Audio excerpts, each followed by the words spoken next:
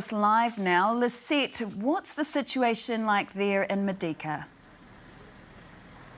Well, the latest numbers we have from the United Nations are that 2.5 million refugees have now left Ukraine. 1.5 million of those have come here to Poland simply because it is the easiest to access from Ukraine. It is estimated that a further 2 million Ukrainians are displaced internally. And what is perhaps most horrifying is that the United Nations expects their number overall of Ukrainians who are forced to leave their country to rise to 4 million. And they are very quick to add that given in 3 weeks we have already seen those numbers surpass expectations, that 4 million number is very conservative as well. Lisette, while you're on the ground there, who have you been talking to and what are they saying? Yeah, it's interesting because over the time that we've been here, the conversations have changed quite dramatically. Those who we spoke to in the early days of the invasion, when the war had just started, were leaving their homes because they had seen the warnings, they had seen the news, they had predicted what was coming their way, and perhaps that is why they were trying to beat the war and flee the country. They had plans organised, they had stashes of money under the bed ready for this day. Now what we're seeing, and certainly what we're hearing from the aid workers who are on the front line day in, day out meeting these refugees, is that those who are leaving now are more desperate, they are in more distress because they have had war arrive on their front doorstep. So they are telling stories of their own homes shaking from bomb blasts and seeing their neighbours run away from missile strikes and seeing that with their own eyes, and that is why they've left with nothing but their clothes on their backs and just hope that they can get to safety. One of the interesting statistics we heard from the Warsaw mayor today was that in the initial stages of this invasion, 95% of the refugees that arrived there had a place to go. They had arranged with friends and family to stay there. But now they are seeing that numbers drop to 70%. So 30% of those who show up have nowhere else to go, and they are fully relying on the humanitarian aid. Right. Well, Poland has taken in 1.5 million Ukrainians. How are households accommodating so many people?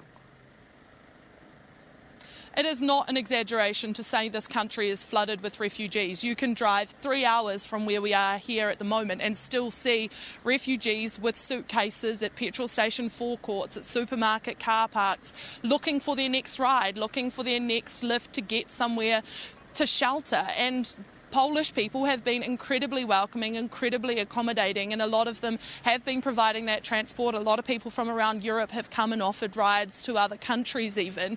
But it is growing tired. There are refugee camps all over the place here that are running low on medical supplies, on clothing, on food, on water, and it has all been donated so far. So we're hearing from volunteers now that they really need some formal and sophisticated support from the government to help deal with this crisis, because volunteers who are giving up their day jobs at the moment to help out with this refugee crisis cannot sustain that. Lisette, the shock of the week, no doubt, is what happened in Mariupol. Russia destroyed pretty much the airstrikes, Russia destroying a maternity hospital. Is the campaign escalating?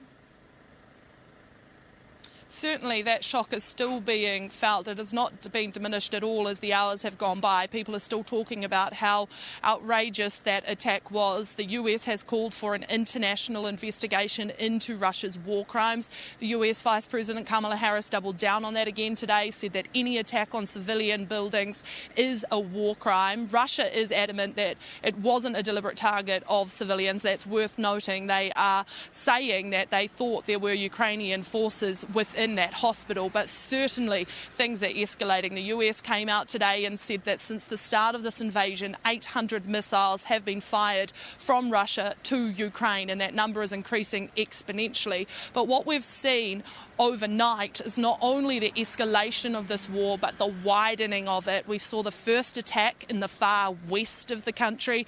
This is not something we've seen for the duration of this invasion, so perhaps it signals to the widening of this war. We have also heard that perhaps that imminent invasion of Kiev could happen now in the next couple of days. However, there is one piece of interesting insight. You may have heard about the 60-kilometre column of Russian military that was lined up outside Kiev. The latest satellite imagery shows that that has dispersed. So Whether or not that is because they have been taken aback by the Ukrainian resistance, we don't know, but there is a lot of conversation and commentary about the fact that perhaps they are redeploying to other areas where they'll be more successful.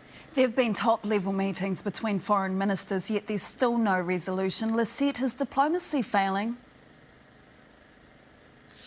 It's certainly not progressing. That latest meeting of the two foreign ministers from Ukraine and Russia in Turkey, there were low expectations going into it. I think it delivered even less than what was expected. It was done and dusted within half an hour. That's far shorter than any of the other peace negotiations we've seen. But there is still an ongoing determination, especially from Ukraine's side, to get some diplomacy going. President Zelensky said prior to this latest meeting that nothing really was going to be achieved unless both the presidents were face-to-face around the table and willing to negotiate.